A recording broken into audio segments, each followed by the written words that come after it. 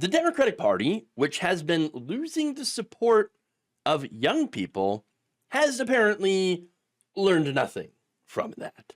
In the race to fill the top spot in the powerful House Oversight Committee, which will be holding President elect Donald Trump accountable, Virginia Representative Jerry Connolly, who was 74, has defeated New York Representative Alexandria Ocasio Cortez.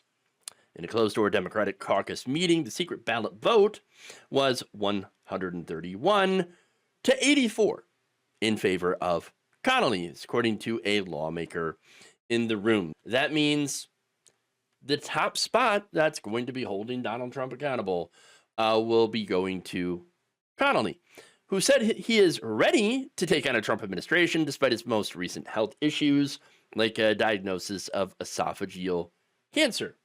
So obviously, I'm kind of concerned here how much time he would be able to dedicate to, and how much energy he will have to take on the Trump administration, which is going to be probably the most corrupt administration in history, filled with billionaires, chock full of them. I mean, as many billionaires as you can shove into a room, which we would rather have them go into a sub. But, apparently, no, all the billionaires going to be in a room together. And you're going to have this guy who's going to try to hold them accountable, which under the best of circumstances is going to be difficult, but probably even more difficult when you are battling your own body. Not good. So now the vote came a day after the House Democratic Steering and Policy Committee, which is closely aligned with Minority Leader Hakeem Jeffries, backed Connolly over Ocasio-Cortez in a 34 to 27 vote. So, look, that was a bit closer, but close only matters in horseshoes and hand grenades. All right? In this case, no, it's a pretty clear rebuke of a younger, more progressive vision from the Democratic Party. This was more than just a post, that would hold Donald Trump accountable. It's basically a test. A test for the party following its disastrous losses to Donald Trump and the Republicans. Can and will they accept new leadership from young progressives to go into a better direction, one that can win future elections? The answer, unfortunately, is no.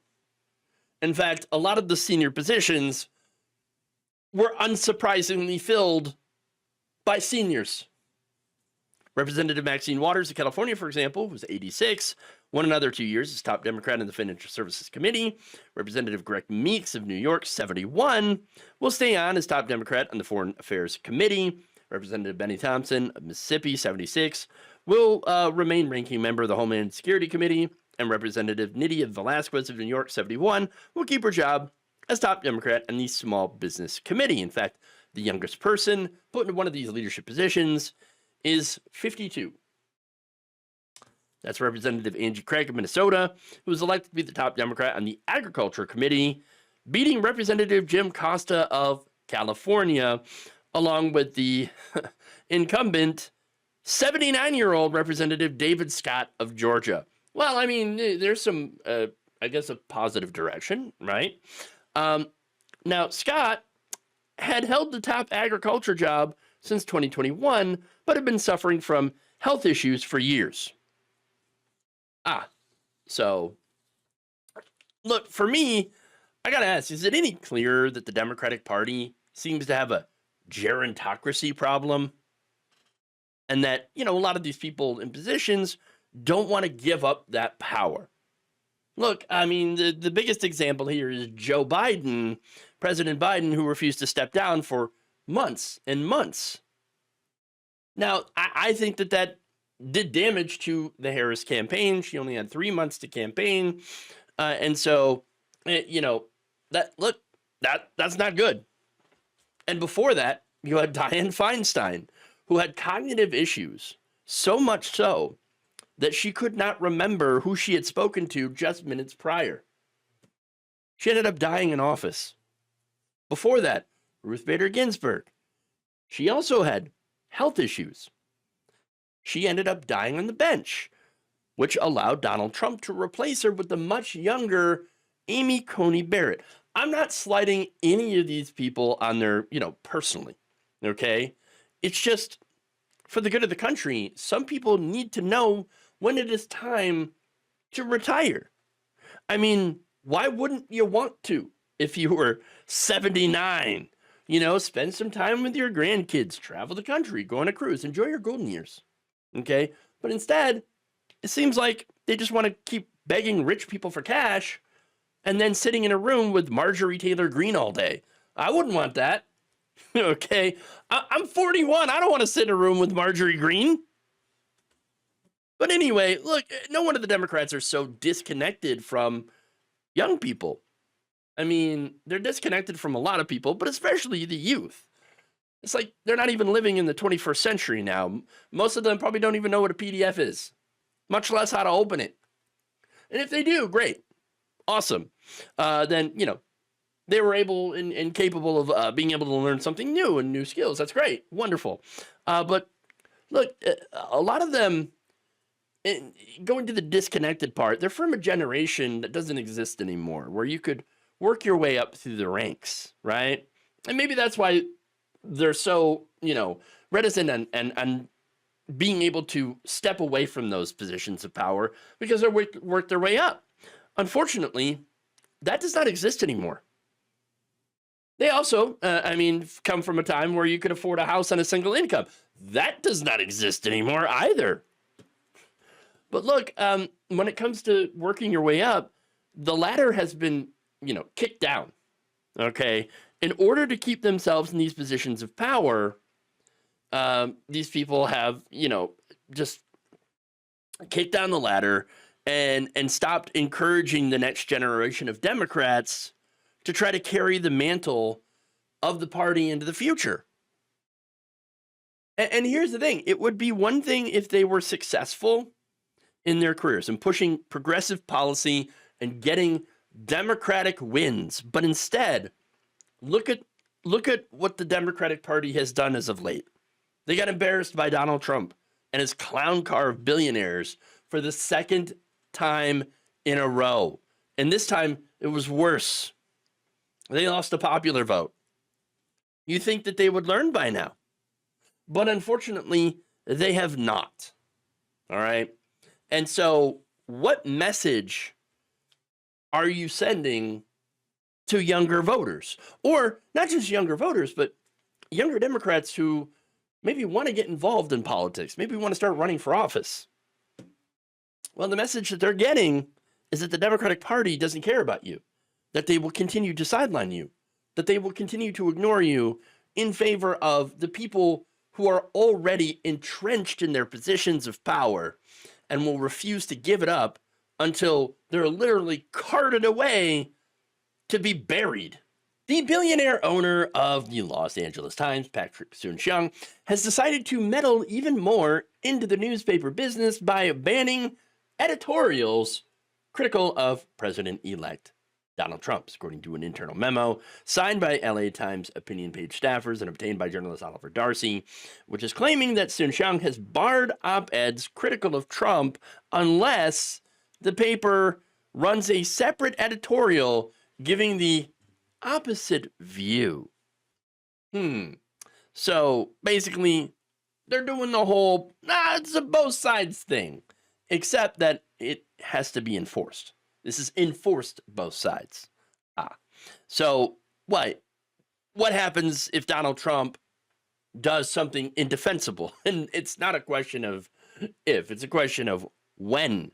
All right. Well, there's two possibilities in that case. Either they find some right-wing hack who's going to defend it anyway, and I guess that shouldn't be too hard to find, or they just won't run the op-ed at all. Like basically chilling people's opinion then. If you have a negative opinion of Donald Trump, stuff it, stow it. We don't want to hear it unless, of course, we can present the other side. Great. That's a pretty disastrous way to run a newspaper. Okay. And staffers know this, which is why they signed this memo. saying that we understand that Dr. Sun Xiang has a role in shaping the tone and direction of the editorial board and opinion section. But we are still bound by the core values and ethics of journalism, including a duty to be transparent and act in service of the public. We believe we have an obligation to report these under the ethics policy, which states that the primary goal always should be to protect the Times' integrity. All right, so look, again, when you're talking about opinion, when you're talking about editorials, sure, right? Yeah, I get it. I guess if he wants to weigh in on the paper that he owns from his own perspective, fine. As if we really need more billionaire opinions. I think we need less billionaire opinions and more opinions of poor people. But I guess your paper, your editorial, I guess we just won't read it. All right. But that goes to the problem, by the way, in the media. And nobody trusts the media anymore. And it's not surprising, given that most of the media is owned by billionaires. And so that's all we get is billionaire opinions. Okay. And so when you have a media ecosystem that is dominated by billionaires, you lose your integrity. Those billionaires will always attempt to influence that outlet. And even if they don't directly meddle, you will also have a chilling effect on editors that are going to be mindful of avoiding any topic that may run afoul of the sensibilities of said owner. We can't run that thing that's, critical of low tax rates on the rich, or something that's in favor of raising taxes on the wealthy. I don't want to piss off the boss. He ain't going to like that. So we'll just avoid that. We'll just avoid that, discussion about maybe we should take some tax money and help, the homeless population. Maybe we could do that. No, don't want to piss off the boss. No, he doesn't like that. That's the big problem with corporate media. One of the many problems with corporate media. But one of the big ones is you don't have enough perspectives from working people, from poor people. Okay. I think media, by the way, I think all media should be worker owned, right? Worker owned, worker co-ops, things like that. That's clearly not the case. Okay. And clearly, a lot of them do not have anybody on staff who has any experience with poverty or homelessness, right? That perspective is very, very important, very necessary these days, because it's something that a lot of people experience, but none of the people on staff do. Okay. That said, it's not the first time that Sun Xiang has meddled in the newspaper's editorial process. Remember, he killed the LA Times endorsement of Vice President Kamala Harris shortly before the 2024 election. Joining with fellow billionaire Jeff Bezos in prematurely bending the knee to Donald Trump. Yes, except Bezos, not so much of a bending of the knee, much more brazen about class solidarity with fellow billionaires. In fact, in an interview at the New York Times Dead Book Summit earlier this month, he said he's proud in what he did in meddling in the Washington Post endorsement of Harris. Quote, "We knew that this was going to be perceived in a very big way. These things punch above their weight. You can't do the wrong thing because you're worried about bad PR or whatever you want to call it. I am very aware that the Post covers all presidents very aggressively and will continue to cover all presidents very aggressively." So, hey, do you ever think that why doing the wrong thing gets you bad PR? I mean, think about that. Could it be because you're doing the wrong thing? That for the next 4 years, there is going to be a lot of harm to a lot of people. Working people specifically. Okay, but hey, you know what? As long as Jeff Bezos doesn't have to suffer any personal consequences, he's fine. It's totally okay then. Oh, not only will Jeff Bezos not suffer alongside the American people when Trump's tariffs and deportation plan hikes the cost of groceries, when the end of the ACA subsidies, at the very least, makes health insurance, which is already unaffordable, even more unaffordable, when inflation ramps up even higher, while wages continue to stagnate or fall behind, when rents or mortgages go up, or God forbid, we go into an economic recession or a depression. All these things are possible. Jeff Bezos, though, will be fine. He'll be totally fine. In fact, he's optimistic. Okay. And why do I say we could go into a recession or a depression? Well, they're already looking at removing bank regulations. What happened the last time we went into a recession? 2008. Okay. What led to that? Oh, right, deregulation of the housing market, and then you had a housing bubble, which burst. Yeah. So recession or depression. They're already looking at getting rid of these bank regulations that stop this. And then, of course, there's a much more lax regulatory environment expected when it comes to crypto. So, yeah. But hey, look, Jeff Bezos, very optimistic. He says, I'm optimistic this time around. I'm very hopeful. He seems to have a lot of energy around reducing regulation. And if I can help him do that, I am going to help them. I am very optimistic that President Trump is serious about this regulatory agenda, and I think he has a good chance at succeeding. He's not wrong about that part. Yeah, Donald Trump is going to kill the rules that prevent billionaires from ripping us off. And there is only one reason that you would want to do that, and that's if your plan involves ripping people off. So, yeah, or and protecting your obscene wealth, of course. I don't know. But I do know that a lot of these billionaires are openly bribing Donald Trump. That's right. Bezos, along with OpenAI's Sam Altman and Meta's Mark Zuckerberg, have all pledged to give money to Donald Trump's inauguration. Then, of course, you have Sun Xiang doing this. And then, obviously, Elon Musk, who had already given hundreds of millions of dollars to Trump's reelection. All these billionaires, they're showing you exactly who they are. That's it. And by the way, I don't think billionaires should exist. Period.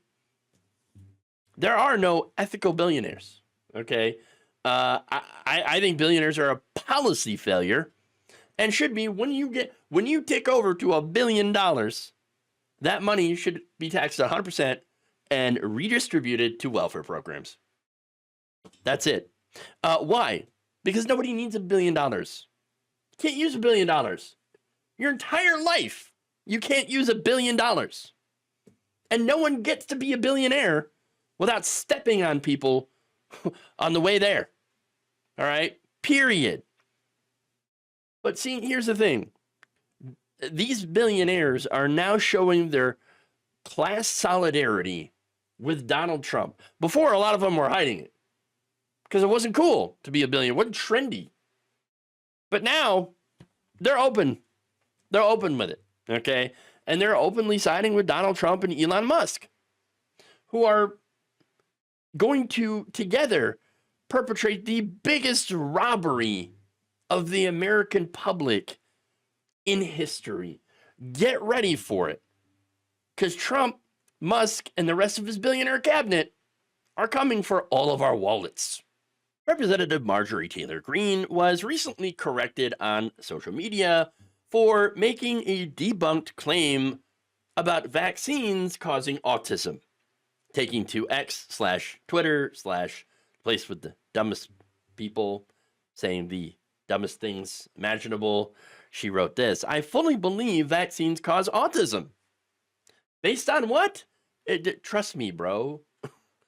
Quote, it's another example of crimes against humanity. And innocent babies, children, and their families are the victims. But wait, no, they don't. You idiot. They don't. They don't cause autism. Vaccines do not cause autism. Stupid. This has been debunked so many times that it's simply a waste of effort to cite all of the studies, all of the research, all of the evidence, because obviously she does not care about any of that. Doesn't care at all. Just forget about the evidence. Period. Look, even other users, by the way, on this platform called her out in the community notes. The note reads, vaccines do not cause autism. The scientific literature on this is so extensive that claiming otherwise can only be explained through sheer ignorance or some sort of nefarious political purpose. The note also included 19 links to outside resources, which once again shoots down her claims of a connection between autism and vaccines. In fact, one of the links from the CDC reads, some people have had concerns that autism spectrum disorder might be linked to the vaccines that children receive. But studies have shown that there is no link between receiving vaccines and developing ASD. Another said once vaccines are licensed or authorized for emergency use in the United States, CDC and FDA continuously monitor them through several safety systems. Another link directed to an NPR story, headline, large study provides more evidence that MMR vaccines don't cause autism. A large study released on Monday finds no evidence that the vaccine that protects against measles, mumps, and rubella increases the risk of autism. The study of children born in Denmark is one of the largest ever of the MMR vaccine. So that just goes on and on and on. I mean, users even took to the comments to clown on her for being wrong. The scientific process is indifferent about whether you or about what you personally believe, thankfully. That's another way of saying facts don't care about your feelings, because they don't. Another said, this has been researched extensively and no link has been found between vaccines and autism. But of course, this is not going to change your mind. We know that. It's full stupid ahead. Okay, we're just going to keep going forward. And she has an ally in RFK Jr., who, according to President-elect Trump, will be looking into this supposed link that is not real. In fact, he told Time magazine over the weekend, we're going to have a big discussion. The autism rate is at a level that nobody ever believed possible. If you look at things that are happening, there's something causing it. Stupid. Here's what's happening. We're actually getting better at detecting it. I know. Screening for it, testing for it. There you go. That's it. Look, it's always been here, all right? Along with things like ADHD. We're getting better at detecting neurodivergence, and that's it.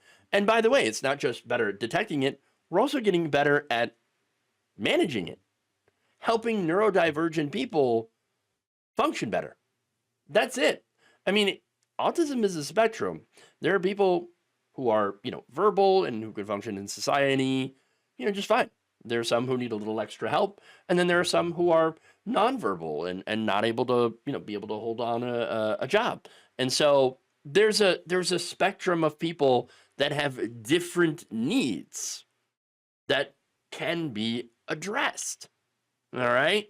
That's it. That's it. I mean, look, here's the thing. If you want to go after big pharma for putting profits over people, great. I am with you. And there is, I mean, on the left, hugely legitimate grievances against for-profit healthcare, including the pharmaceutical industry. Yes, great. Let's go after them. RFK Jr. sometimes will bring up a cogent argument against big pharma. And other times he will have verbal diarrhea. But you know what? I'll go with him on some of the things that are, good criticisms of the pharmaceutical industry, meaning that it's basically they withhold medication, necessary medication, through financial gatekeeping. All right? That's the problem. They paywall life-saving drugs. They paywall things that help people be able to live a fulfilling life. All right? Especially those who are neurodivergent. I mean, United Health Group. This is according to a recent ProPublica report. They said, we're going to limit treatment for children with autism because it costs us too much money. Even though we're incredibly profitable as a corporation. Yeah, no, we need more profit. We need more. So we're going to just try to cut, the amount of spending that we spend on autistic children. That's right. Optum, the division that manages mental health benefits for United, is pursuing market-specific action plans to limit children's access to applied behavior analysis. Company even admits that this is the evidence-based gold standard treatment for those with medically necessary needs. But they still don't want to pay for it. Oh, no. No. The company said it aims to prevent new providers from joining the network and to terminate existing ones, including cost outliers. If an insurer, of course, drops a provider from the network, then patients may have to find a new clinician that accepts their insurance or pay up to tens of thousands of dollars a year out of pocket for this necessary therapy. The company has calculated that in some states, this reduction could impact more than 2/5 of its ABA therapy provider groups in network and up to 19% of its patients in therapy. That is a real issue. The debunked autism/vaccine connection is not a real issue. If RFK Jr. actually cared about this issue and is not indeed a grifter, then he would take on United Health and take on this fight and actually fight in favor of the children with autism so that they would be able to get the therapy and help that they need. That's it. But unfortunately, something tells me that he, along with Marjorie Taylor Greene, are going to do nothing on this and are only going to endanger people's health with crackpot conspiracy theories while leaving the profit motive, which is, by the way, the real reason that the pharmaceutical industry is the way that it is, okay? The profit motive, gonna leave that completely and utterly untouched. A private religious school in Wisconsin has become the site of yet another horrific school shooting. Madison police received a call on Monday from a second grader at the Abundant Life Christian School that there was a shooter. I mean, just imagine a second grader knowing what they have to do when it comes to a school shooter. This is the country that we live in, where, you know, children are being taught active shooter drills. And so this is what happens. Now, when police arrived at the scene, they found a suspect, a 15-year-old female student named Natalie Rupnow, with a self-inflicted gunshot wound. She died on the way to the hospital. She left a teacher dead, one wounded, a student also killed, 6 others were wounded, 2 are in critical condition. And so that's what she left in her wake. Here we are, another school shooting. This is, 83? At least 83 school shootings this year. Just school shootings. Mass shootings is like over 300. All right. And while this is no longer shocking, surprising, whatever, what makes this one different from some of the others or most of the others is that in this case, the shooter is female. So when it comes to mass shootings, about 5% of all mass shooters are women. So this doesn't happen very often, okay? But what has unfortunately become normal now in 2024, 2020, in the 2020s, I should say, is that now you have people online spreading conspiracy theories that the shooter is transgender. Oh, because of course, right?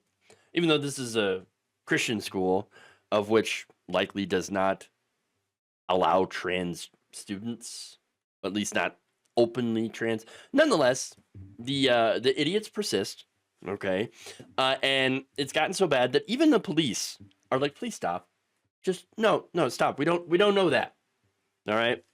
In fact, this is Police Chief Sean Barnes telling reporters during a Monday evening press conference, quote, "I don't know whether the shooter was transgender or not. I don't think that whatever happened today has anything to do with how she or he or they may have wanted to identify. And so the reason, of course, that he's saying he, she, or they is because, well, apparently that's the thing that you do, right? When you're not for sure. All right. Barnes continued by saying, I wish people would leave their own personal biases out of this. Do you hear me, right-wingers? Leave your personal biases out of this. All right? You don't know this. You don't know what happened. You don't know the motive. Nobody does. Continues. Whether or not she was, he was, they were transgender or somebody is something that may come out later, but for what we're doing right now, 8 hours after a mass shooting, it is of no consequence. No consequence whatsoever. Okay. Now, it might come out later that this woman may have been radicalized to hate trans people, given that, she goes to a Christian school. At least that's according to Alejandra Carabello, who says the shooter may have been inspired by an account known as Radfem Hitler, who was described as an anonymous TERF account. What's TERF? I'll get to that. There's a lot of stuff flying around. Obviously, there is a manifesto, but we don't know the details. There's nothing that's verified right now. In fact, Sean Barnes, once again, says, a document about the shooting is circulating at this time on social media, but we have not verified its authenticity. So now, what's TERF? A lot of people ask that. It stands for Trans Exclusionary Radical Feminist, which I would argue is actually kind of a misnomer, because if you're trans exclusive, then you're not really feminist. Kind of hard to be a feminist if you hate trans people. I'm just saying, because there's a lot of gender reductionism, a lot of enforcement of traditional gender roles, and trans misogyny that comes out of the gender critical movement, that comes out of this, the so-called TERFs. To me, a lot of that is just misogyny. Okay. I mean, the argument here from them is that apparently women are so weak and pathetic that they need to be protected from trans women who are also somehow weak and pathetic because they failed as men. All right. Because men are so amazing and strong and handsome and awesome. Therefore, trans women are somehow also, while still being weak, because they couldn't make it as men, but they're also inhumanely strong compared to these very weak women, right? And so what you get from that is the men have to step in and protect them and put these women back in their place, normally in the kitchen or just to be broodmares. That's the TERF ideology, okay? That's how I see it. There's no logic there. There's a lot of, there's no logic there. I mean, it's very simple. It makes no sense. And it ends up being anti-women. That's why I often say that, trans misogyny is misogyny with extra steps. That's it. And in order to be an actual feminist, you need to be inclusionary, okay? And not just inclusionary of trans women, but also Black women, Native women, indigenous women, all women, okay? That's it. Intersectional feminism. That's the only way to really do feminism right. But anyway, here's the thing, though. We don't know the motive. No motive right now. None. So to go and speculate, like some people have been doing, is just very irresponsible right now. Saying, oh, you see, she was transgender, or she was a leftist Marxist. She was a teenager and troubled. And I say troubled because you don't grab a gun and shoot up a school unless you have some sort of troubles going on in your life. That's all I'm saying. And I think, by the way, I think that should be the main concern here. Getting the gun. How did she get the gun? How? Where?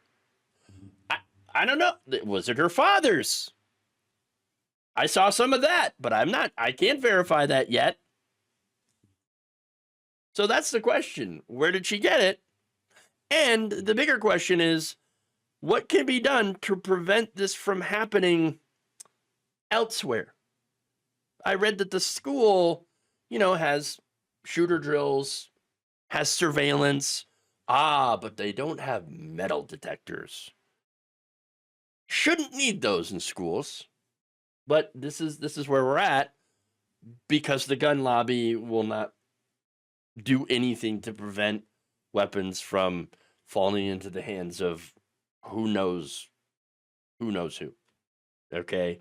But anyway, regardless of your stance on that, we should be asking, at least having that conversation, asking those questions, instead of what's going on now, which is allowing the right wing to turn this into yet another front in their nonsense culture wars against transgender people, who make up like 1% of the population. And somehow, according to them, they're doing all of the mass shootings, not just some of them, all of them. No, if anything, it just shows how obsessed they are with a relatively small and powerless group of Americans who are just doing their best to try to survive. Kentucky Governor Andy Beshear recently responded to Republicans baiting him on the issue of transgender surgeries for prison inmates. So apparently this was a gigantic thing during the presidential campaign, and apparently he's being blamed for Kamala Harris losing, which is not the case. It's not true, but I'll get into that. As far as Beshear, during his December 12th press conference, he was asked to comment on the transition treatments being done in the state's prisons after Kentucky Republicans blasted a recent draft regulation from the state's Department of Corrections concerning policies and procedures related to the treatment of incarcerated individuals. So yeah, this is, you're not going to be surprised. This is a nonsense culture war issue that Republicans have once again blown up. And unfortunately, Beshear's answer was not great. He said, I recognize that LGBTQ inmates may be at a higher risk for violence than other inmates. Okay. However, convicted felons do not have the right to have any and all medical surgeries paid for entirely by tax dollars, especially when it would exceed the type of coverage available to law-abiding citizens in the private sector. So, okay, this is an issue that Republicans spent $200 million on during the election. Okay, it's also an issue that will not make the price of eggs or gas go down. But for them, the reason they harp on it so much is it's easier to point to a non-issue than it is to actually do something to rein in the real problem with those issues, with the economy, corporate greed. All right. But again, what sucks is seeing a Democrat who generally is pretty good on trans issues, right, take the bait on this non-issue. Beshear noted that many of the practices in the draft regulation are required under Federal Prison Rape Elimination Act, or PREA. As the Hill reported, clarifications to the Kentucky Department of Corrections' own regulations made in recent years state that trans inmates should receive access to gender-affirming surgeries after all other avenues to alleviate their dysphoria have been attempted. So they're just not immediately jumping to surgeries, for one. Now, earlier this month, the department sent a letter to Kentucky Attorney General Russell Coleman seeking clarification on those regulations. After Kentucky Department of Corrections Commissioner Cookie Cruz appeared before the state's Administrative Regulation Review Subcommittee last week to discuss the draft regulation, the Kentucky Republican Party issued a December 11th press release accusing the Beshear administration of trying to, quote, force Kentucky taxpayers to pay for transgender surgeries. And there it is. The Republican playbook is, well, right there. Now, Cruz told the Administrative Regulation Review Subcommittee last Monday that the state has not provided a single taxpayer-funded gender-affirming surgical procedure to an incarcerated person. Not one. Again, this is like the transgender sports thing in high school, right? Where states that have done trans bans have done it even though there is not one single documented case of a transgender person playing sports. Period. Throughout the entire system. Okay? And do you know why they Kentucky didn't have any examples of taxpayer-funded gender-affirming surgical procedures done on an incarcerated person? Because there's literally a handful of openly transgender inmates. How many? Around 5,000. Not just in the state of Kentucky. Understand, there are 5,000 openly transgender inmates in the entire country, in the United States of America. 330 million people. There are 5,000 transgender inmates. That's it. This is out of 1.8 million incarcerated individuals in the United States as of 2021. I'm sure maybe the numbers are there, give or take a few, right? Over the last couple of years. But there it is. Like a handful of people. That's it. So, but here's it. Not only are transgender people living in the heads, rent-free, in the heads of a few psychotic right-wing grifters, okay, but they have been blown up to such a ridiculous proportion of the discourse that, now there are people out there saying that, you see the transgender they, them ad during the election caused Kamala Harris to lose. No, she actually lost on, the economy. But nonetheless, the amount of the discourse that has been poisoned by these terrible people, right? The right-wingers, they've made people believe that transgender people number in the tens of millions, that they're currently overrunning our schools, our sports teams, and our prisons, and are clamoring to get these free surgeries. Not true at all. It's just not true. It's not true. And by the way, allowing, I don't know, crazy opinion, but I think it would be fine. Allowing them, all of them, to get surgeries would be a drop in the bucket for the average taxpayer. We're talking fractions of a cent for each taxpayer for something that, I don't know, might actually help them. I know, weird, right? But understand why they're doing this, why this is effective, because it intersects with a few different issues. And that's why it is essentially a gold mine for the right wing. It combines the criminals, which apparently nobody seems to have any sort of compassion or empathy for, with trans people who have been demonized very, very effectively.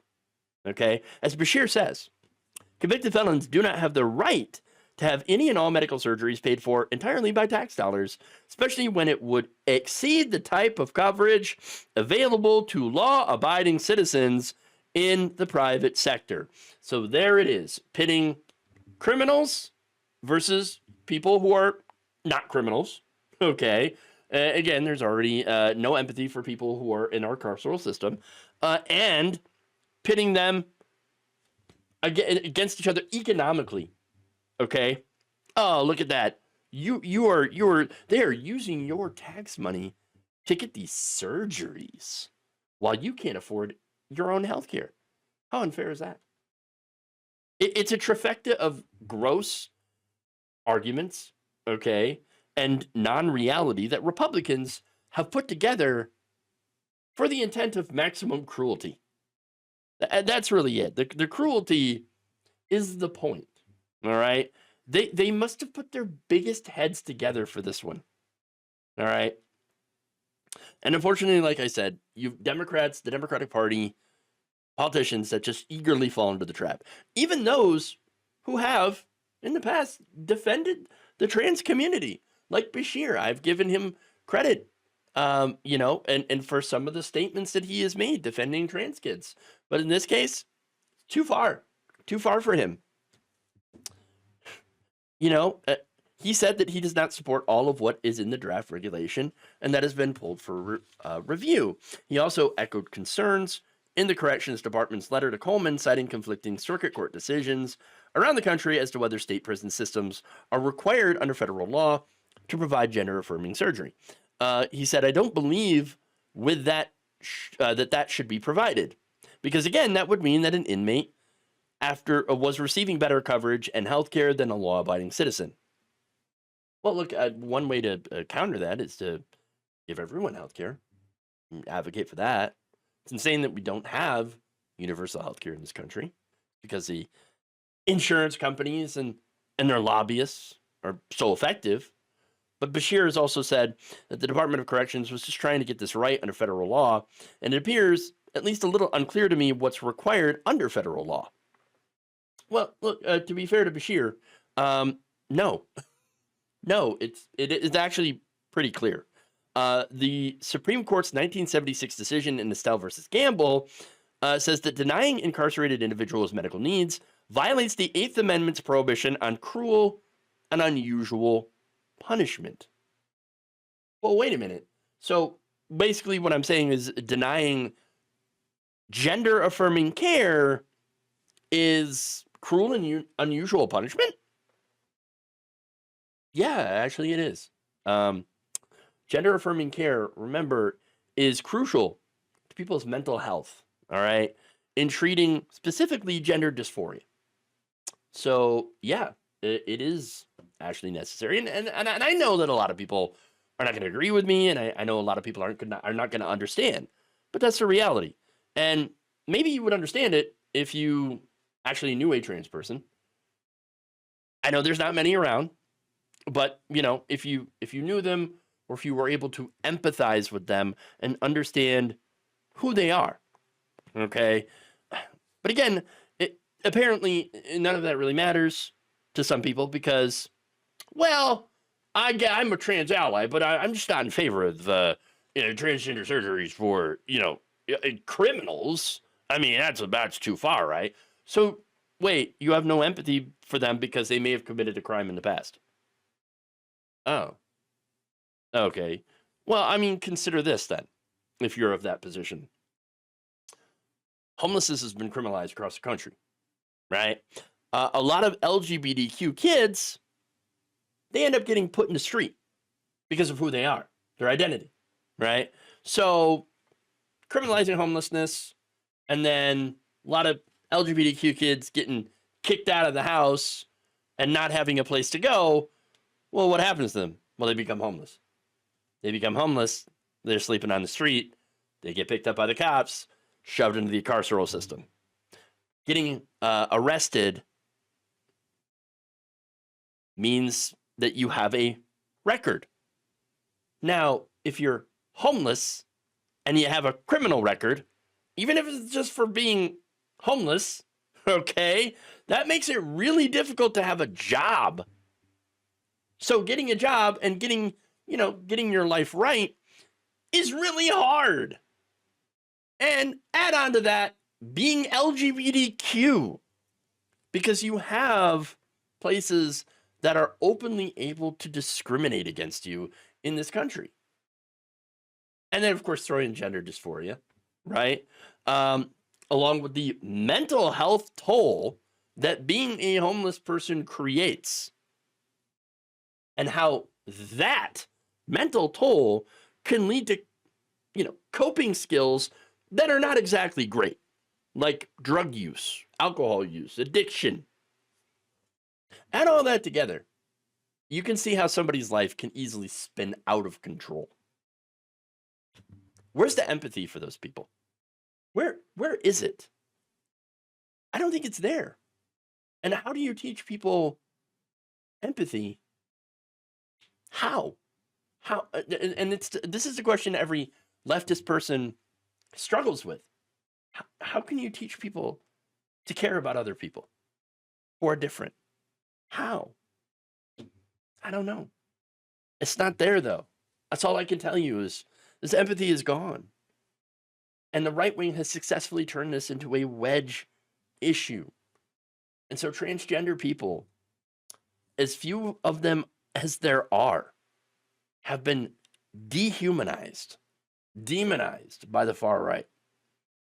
And then you have so-called allies, right, who see this, the possibility that maybe a few thousand people might get access to gender-affirming care in prison. They see this as a bridge too far. Oh, crazy. Crazy. It just is a great example of how, first of all, how difficult it is really to be an advocate for human rights, right? And it also shows you how successful the far right has been in spreading their hatred. Thank you for watching. If you enjoyed this video, please like, share, subscribe, hit the bell icon in order to get notified whenever a new video is released. And if you want to support independent, progressive media through this difficult time where it seems like everybody is shutting down, you can become a member on our YouTube page, you can become a subscriber on Facebook, or you can go to my Patreon. It's patreon.com/Jeff Waldorf. Thank you.